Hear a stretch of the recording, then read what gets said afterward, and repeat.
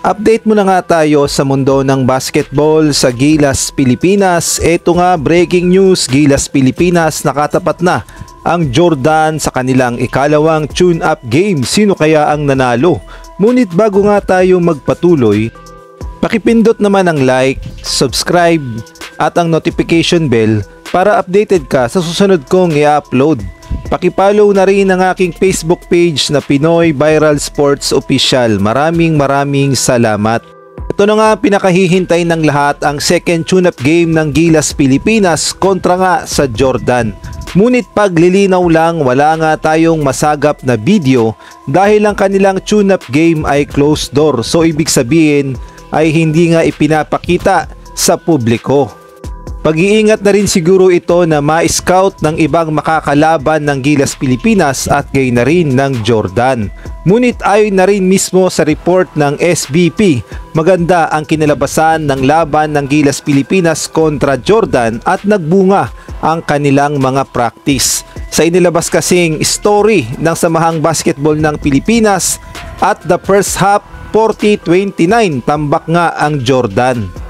Samantalang pagpasok naman ng third quarter, medyo humabol ng kaunti ang Jordan sa score na 55-47. At eto nga, good news, panalo ang Gilas, Pilipinas sa score na 75-61. So lumalabas na tinambakan ng 14 points ng Gilas, Pilipinas ang kupunan ng Jordan, at masasabi nating handang-handa na talaga ang ating national team na lumaban sa FIBA Asia Cup kontra Chinese Taipei, New Zealand at gayon na rin ang Iraq, at masasabi nating hindi underdog ang Gilas, Pilipinas at kayang-kaya nilang makipagsabayan sa kanilang mga makakalaban. Siguro papalag din ng Gilas, Pilipinas once na nakaharap natin ang Australia, China at gayon na rin ang Japan.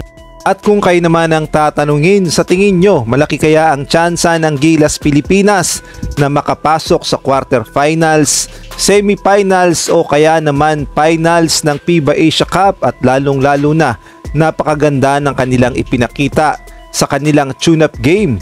2-0 ang Gilas, Pilipinas at wala ngang naging talo.